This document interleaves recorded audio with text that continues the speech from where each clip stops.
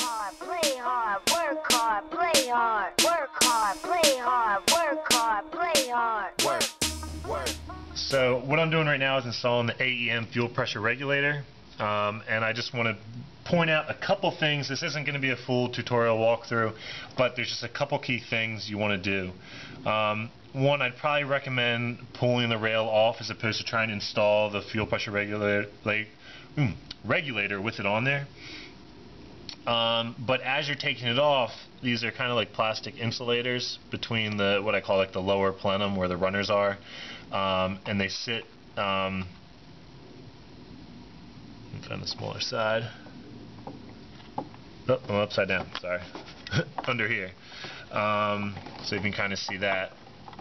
So as you lift this up and off, these are going to it might get stuck and lift up and then fall off. So you want to just lift each side a little bit after you take the main bolts off and get these out. Okay, so there's going to be 4 of these, and you don't want to let them drop down into the depths of the engine bay. The other thing you want to be aware of is on the actual injectors themselves. So it's going to be like in here like this. There's little insulators on those as well. I'm trying to see if I have one sitting here. But it's basically like the little black piece you're seeing on this injector.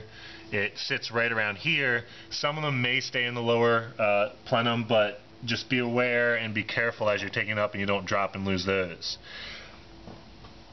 The next thing, you'll see the rod beck adapter that I have on here to match up to the AEM fuel pressure regulator. One thing you want to do on the OEM regulator, you're going to have a fuel O-ring here.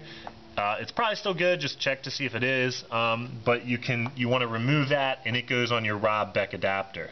So don't just install this without that ring, otherwise you're going to have fuel spewing out the sides here.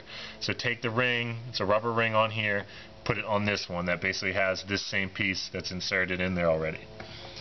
Also, if you get the AEM fuel pressure regulator, you're really only using the 2 kind of aluminum crush washers that they have in this black piece here, but what you want to use also is, if you look on the back, notice how there's a space. It also needs an O-ring, and they do provide you with one.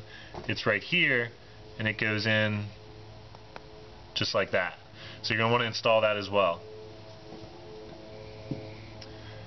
And that's basically all there is to it. Go on 3si.org for walkthroughs on actually setting your base fuel pressure.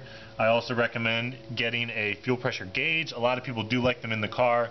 For cost right now, I just went ahead and got one that's on the rail that I can go ahead and set, and I'll be monitoring my air-fuel ratio inside the car. But just a quick tip for if you're doing this. Also, one other thing, break these loose before you get them off, because this is really fragile. Especially the loop on the back, you don't want to bend this up, and it will. So break these bolts loose when it's on the car, and I'm also going to tighten them down once they're on the car, although these 2, which sit flush, you have to tighten right away, because once you get this on here, you obviously won't be able to get to them.